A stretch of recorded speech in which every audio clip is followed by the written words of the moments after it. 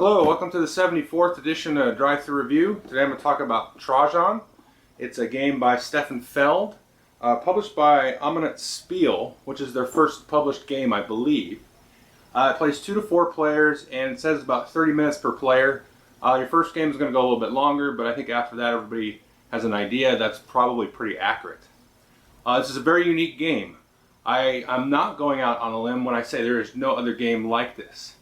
It has a mancala, which is, if you don't know, is an old African bead game that you might say is, some people have called it the first board game ever, and it's a very, very ancient game. So when you combine that ancient with the European modern, then you've got a really weird game. I'm becoming more and more of a Stefan Feld fan. I really like the Spikerstadt. I haven't done a review of that one yet. I'm going to do a review. That one has actually grown on me. I didn't like it at first. This video is about Trajan though. Last year I did a review of Die Bergen von Bergen. It was one of my top games from last year. And when I first played this, I didn't think that I quite liked this as much, but I think I might at this point. It's gotten mixed sort of feelings from my group. Not everybody likes it as much as me. So let me show you a little bit about how it works, and I'll come back and talk to you a little bit more about why I like it, what I think is really unique about it. And it's going to be hard to penetrate, I think, for gamers and definitely non-gamers. But it's I have played this with non-gamers, and it was a little overwhelming, but they enjoyed it after the play. They said, "Yeah, that was fun, and I'd like to play it again." So let me jump into how it works, and I'll go from there. Okay, so just a quick high-level overview. You've got your main board up here, and the players will basically be taking actions in some of these different areas of the board. The actions are going to be driven by the player board, which is shown down here for the green player. It comes in 4 different colors. So here's a close-up of the board, and this little wheel of dishes or plates here is what players are going to be mostly focused on throughout the game. And there's a couple of little areas over here to store tokens that you acquire from the main board up there. So let me kind of do this in a reverse order. Basically there's 6 actions here you can take, and these are denoted by these icons here. I'm going to explain the actions on the board first, and then I'll talk a little bit about how you use this wheel. I like to call it the Wheel of Death. So I'm going to start here with the form action, then I'm going to work my way around. So let's take a look at the form action now. So if you end up taking the form action on your turn, basically what you're going to do is just go and grab any one of these tiles. And these tiles have a few different meanings. If you grab one of these orange tiles here, these are always going to be an extra action. So you can see these symbols match the symbols that were back on your player board. So if you grab that and use that later, then you can basically double up on an action. So this is the Senate tile here. So if I had taken the Senate action and then had this tile on my board, I could discard this to take a second action of that type that I just took. Next, we've got here this voting marker, and this actually works in the Senate. And I'll explain that when I talk about the Senate action, but this is basically going to add votes to your Senate. And these are going to be calculated at the end of the round. Next, we've got these 3 different icons here. We've got like a lamp, a piece of bread, and then a helmet. So what these are for are fulfilling Rome's demands. Now through the course of a round, you're going to have a big old stack of these tiles here. And every so often during the round, you're going to flip these up. And so this one could be a bread, then later on in the round you might flip up this one, so you've got a helmet and a bread. And then you're going to flip up a third one before the end of the round, and so conveniently we have one of each. Now you could have any number, you could have all helmets or all breads or whatever. And so at the end of the round, you're going to need to be able to fulfill these demands. So you want to have, in this case, one of each, or else you're going to lose points. And the points are denoted here on the lower right hand side of the board. So if you're missing one of those demand tiles, you're going to lose 4, but if you're missing all 3 of them, you're going to lose 15 points. So quite a big deal that you're going to want to kind of keep that in mind as the round progresses. The next action we're going to talk about is the military action, and it's similar to the form action. Now when you take the military action here, you're going to be interacting here with sort of Northern Europe, or sort of the Germanic area. Now players are going to start with one sort of super military guy in this circle here, as one little worker guy here to start the game. Now when you take the military action, you can do a couple of different things. The first thing you can do is place another worker in this circle. So players are going to start with a handful of these little workers and their supply, and so you could just place one here to be used later. The next thing you can do is move your large worker here, and you can move it to any adjacent space. So starting here, I can move out from any of these dotted lines here. Let's say I wanted to move it up here and take that bread. So whenever you move the large worker in, you're going to immediately take that tile and put it on your board. And all of these tiles here are pretty much the exact same of what was in the forum down below. Now there's a third option you can do when you take this military action, and that is moving one of the workers that you have placed in your circle to wherever your military leader is. So in this case, I can move him here, and I'll immediately get this number of victory points, in this case 3. Not as nice as if my leader had been up here, and then I placed the worker there and he would get 10 points. The next action is the Senate action, so let's look at that. So when you take the Senate action, you're going to basically move your little disc here, and each player will have a disc in their color in this space, and you're just going to simply move it up one spot. So you're going to get that number of victory points. So that if I did this for the first time, I get 2 points, and now I have 2 votes to my name for the end of the round. So if I took it again, I'd move it here, get 3 points. Now I've got 3 votes to my name. Now any vote tiles that I've collected are going to be added to the votes of wherever I'm at on the track here at the end of the round. And at the end of the round, whoever has the most total votes is going to have first choice of these bonus tiles. Now players start the game off with 1 bonus tile at random. But every round, whoever has the most votes is going to get their pick of these tiles. So let's say I chose this tile here, which basically means I get 3 points at the end of the game for each golden bonus tile that I have. So I would take this one, and then the second place player would be able to take this one, but they have to flip it over. So you can see this is 1 point for each person in the district. I'll explain where the district is in a second. But they would have to flip it over because they got second place. So it's the same thing, but not quite as good. So they would get half a point for each player in the district. And so we'll take those. At the end of the round, we'll reset. We'll stack everybody back here. And then you're going to start again. All your vote tiles here would be discarded. And then we'll go from there. Now, if there was a tie, basically whoever was on top, let's say nobody had any vote tiles, and it was just the green player here and another player. But if the green player was on top, then they would break the tie because they were furthest along and furthest on top. Now the next action is the Trajan action. I'm actually going to skip that because this is a huge part of the game. I want to go into a lot of detail about the Trajan tiles, which you're going to be placing in these spots here, the Roman numeral spots. So let me skip that for now, and then I'm going to go into the worker action. So here we can see the district where you're going to put your workers. Now players are going to start with 1 worker in that circle at the beginning of the game. And when you take that action, you can either add one of your workers from the supply to the circle, or move one of the workers from the circle to any of these spots on the board. Now initially you can put them anywhere. So let's say for argument's sake I want to move here and take this tile like so. So I'm going to take this tile, I'm going to score 4 points, and then I'm going to get a little bonus, which I'll explain in just a second. But from now on, when I move a worker from the circle to one of these spots, it has to be orthogonally adjacent to an existing worker. So I might move him and put him up here like so. So when you take one of these district tiles, you're going to place them on the board here. So if I take in this stair tile, I'm going to get the 3 points, and then I'm going to put this here like so. Now the first time in the game that I put a tile on any of these action spots, I get to immediately do the action that's next to it. So if I put that stair there, then I can immediately take that forum action and go back down here to the forum and take that again, just as if I would have done it normally. The other thing to keep in mind with these tiles is for each set of 3 of these tiles, you're going to get 10 points at the end of the game. If you have 4 of a kind, then you're going to get 20 points at the end of the game. So you can see you've got sort of an area control territory kind of thing here. And you can see like these are the 2 doors here, and there's another door there, and there was a door here. So where you put your initial placement is going to be very important in terms of getting, the best tiles for you. Now the next action is the shipping action. So let's take a look at what that is. And that's going to give us a lot of different options that we can do. So beside the board, we're going to have a deck of these shipping cards, and then basically 2 discard piles. And when players discard cards, they can discard into either pile.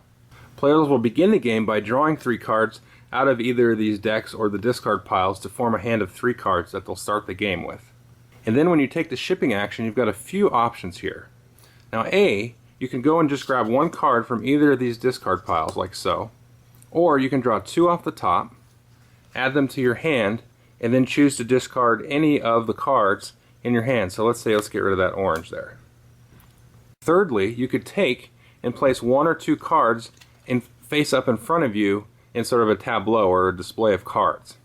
Now the reason you want to do that is because some of the bonus tiles will give you extra points for certain goods that you have face up in front of you. For example, this tile, if you had this in front of you, would give you 3 points for each one of these things and 3 points for each fish.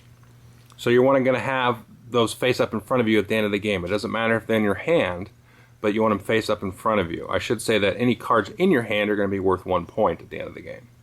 The last option that you can do when you choose the shipping action is to actually ship some goods for cards that you have in your hand.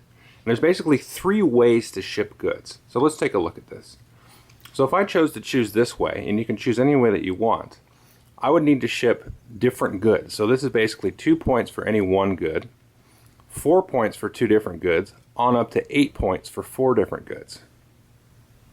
This one here is for different pairs of goods. So that's convenient for me because I have 2 different pairs here. I've got a pair of these little still lifes and a pair of these pelts. So I could ship 2 pair for 10 points. The biggest way to ship is to basically do a big set. So 1 good for 2 points, a pair for 6, 3 of a kind for 12, and 4 of a kind for 20.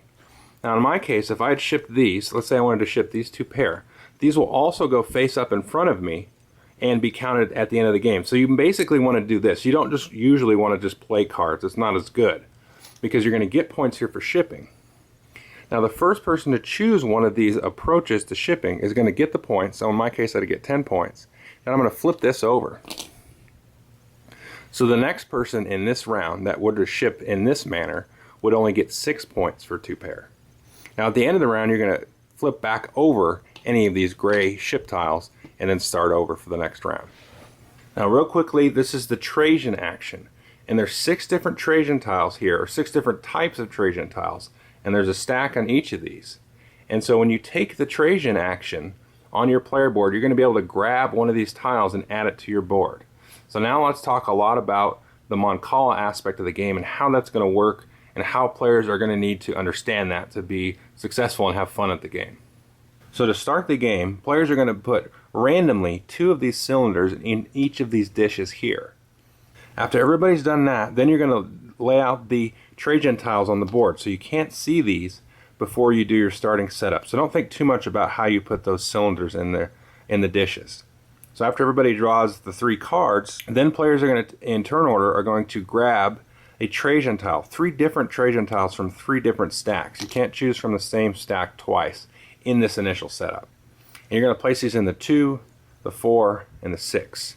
And then players are going to put this arc here on the 1.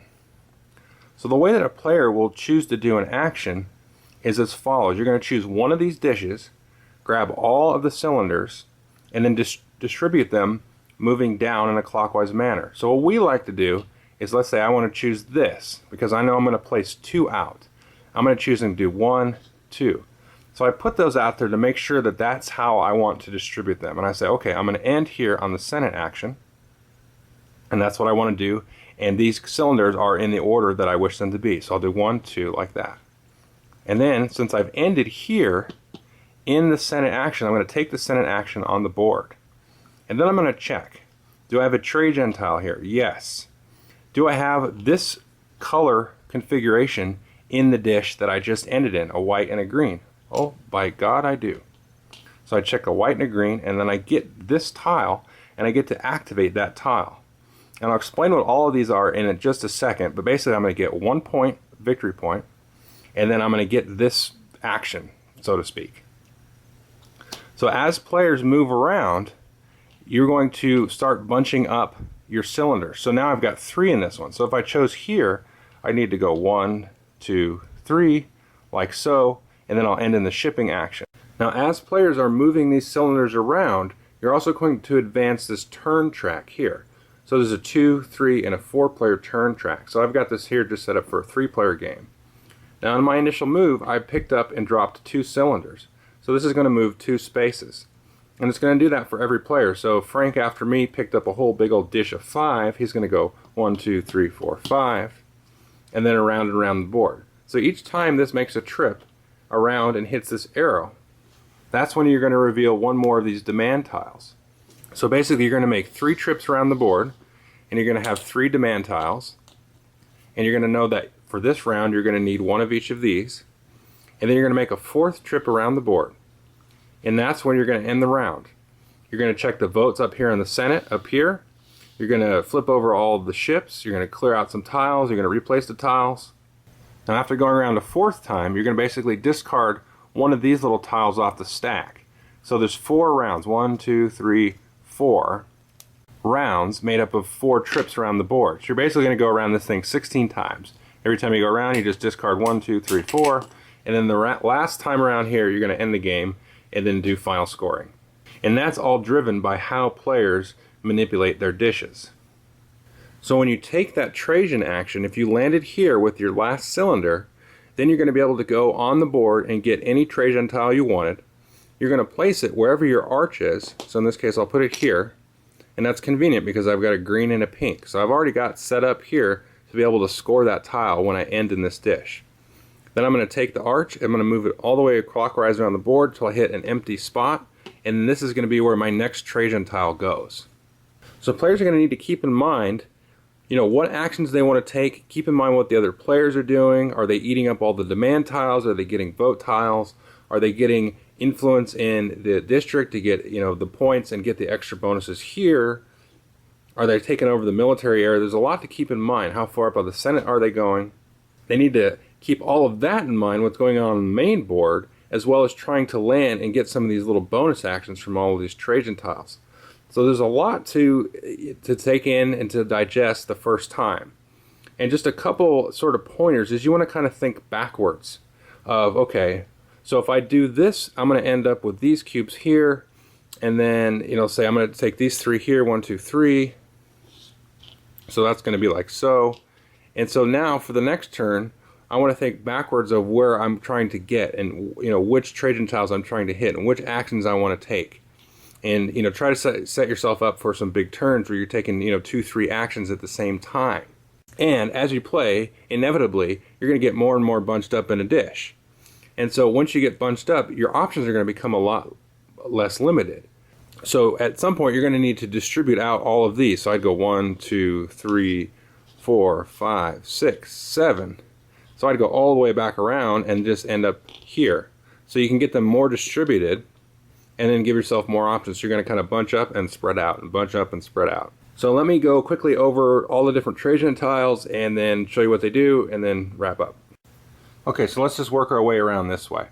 So if I were to activate this Trajan tile and I'd land on the dish and there was a pink and a blue in there, I'd get 5 points, and then I'd be able to place one of my workers in the military circle to be distributed out amongst Europe.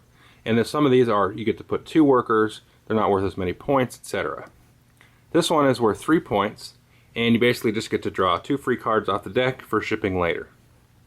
Now these here are all different, but they're all the 3 different demand goods that you need to fulfill at the end of the round. So you get 1 point if you land on the dish that has this and you match the color, and then you get to place this on your board. So if you look here above the spot where you put your little demand goods, you could put one of these big ones here. So if I got this helmet like so, that's just going to live there forever. And so every round I've automatically got 1 helmet to fulfill Rome's demands. So those are really nice to get early, so you don't have to worry about getting the demands every time you're out there. You can worry about doing some of these other cooler actions like so.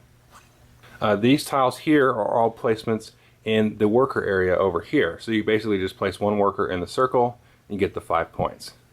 And some of these have 2 workers on them. These are all the same here. These basically just give you straight up 9 points, which is nice. Now these, you'll be able to get one of these +2 tokens. So you basically grab one of these +2 tokens and you'll put it on the board. So when you get one of these +2 tokens, you'll put it on top of one of these +1s. So remember, this is where you're going to put the action tiles to take a double action. So if in this case, if I landed on military, I could discard that and take a second military action. But if I magically had a +2 there, then I could discard that and then take 3. So the initial one +2. Now these +2s you have to put somewhere. You have to kind of guess a little bit or have a plan, and you put that and it stays there forever. So you got to have a plan of something you're going to eventually want to take maybe at the end of the game or something like that, or maybe coming up on the next turn if you can see that far ahead. So these are you're gonna want to get these early. So that's pretty much it. You're basically gonna be focused on your dishes here, especially your first couple games. Not worry too much about what the other players are doing. More so in a two-player game, you can worry about what everybody else is doing. But you focus on the dish, you grab all the stuff that you're gonna grab from whatever action you take, and then at the end of the game, there's some in-game scoring with some of the bonus tiles, any sets of these that you've collected, a couple other things I'm not going to get into too much detail about, but that's pretty much the game. Okay, I hope you enjoyed the overview. It seems pretty daunting, I think, at first, but really it's very, very simple. The part that is going to give players pause is that whole mancala thing. So the first time you sit down, you're going to be like, okay, I guess I'll do this, and then I guess I will do this, and then I guess I will do this. And then you're going to lose a bunch of points because you didn't get the tiles that you needed for the demand, or somebody's going to ship a bunch of goods, or you'll start to figure out how the game works. And you need to be flexible in how you distribute your cylinders and all that good stuff. But as you sort of learn the game, you learn when it's good to do certain things. So like I said in the review part, is going to the district to collect those sets of the different tiles to score at the end of the game, get a foothold in that area control part. That's stuff you want to do early. Getting the +2s, you want to do that early. Getting the votes when you know that there's going to be a bonus tile that's going to benefit you because you're sitting with a hand of 4 pelts, then you're going to do that. So it's all relatively obvious, but you want to be diligent about planning that whole mancala aspect and getting your timing correct. So you want to try to save up shipping cards so that you can ship maybe at the beginning of the round and just flip that over to gray and get your 20 points, and then everybody else is stuck and they don't really want to ship. And so you want to kind of beat down a certain path. You maybe want to go worker to get all your area control in the district, or get your military guy out there to some of those big points that are farther north. So it's basically just kind of seizing the opportunities and sort of playing with this little puzzle. And so, maybe I'm a little bit enamored with the whole mancala aspect of it, and it's so new and different, and for a Euro game. But I think this is a game that's sort of it's indicative of a Feld game where it's sort of it's got this strange hum to it, where you're just kind of sitting there playing and seizing the opportunities as they arise. But it's a game that I quite enjoy, and most people I've played this with have enjoyed it. And it's a great two-player game because then you've got some real good head-to-head opportunities that you can go for. You're both going for the same Senate vote, so you can see, okay, this tile's there.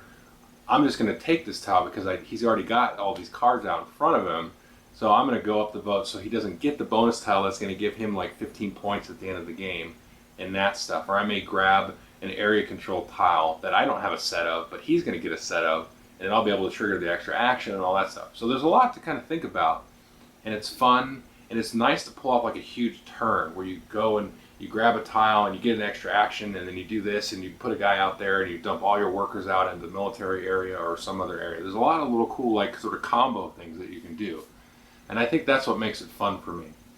So definitely, it's a tough game because it's so different. I've played this 4 times now, and I'm going to probably play at least 4 more. And I'll probably keep it because I don't know that I have another mancala Euro in my collection. So it's hard to get, I guess, right now. Ominous Spiel is like sold out of their print run, but I think I read that somebody else is going to be bringing it to the U.S. hopefully, so that people can get it at a reasonable price. I think that would be nice. I don't know this would win like a Game of the Year award. I think it's good. It's definitely a good game. I want to call it a great game, but it's hard. It's so different, and it's just like he sort of went into different manuals of different games and cut all the pieces out and said, I'm going to do this mechanic here, area control, shipping, then I'm going to throw in a mancala, a little set collection, and so I like the game. But it's not going to be for everybody, so it's difficult to say. You can see I'm having a hard time talking about this. It's a game that I recommend people at least try, and try more than once. Because after the first time I played it, honestly, I was like, I don't know, that was kind of random.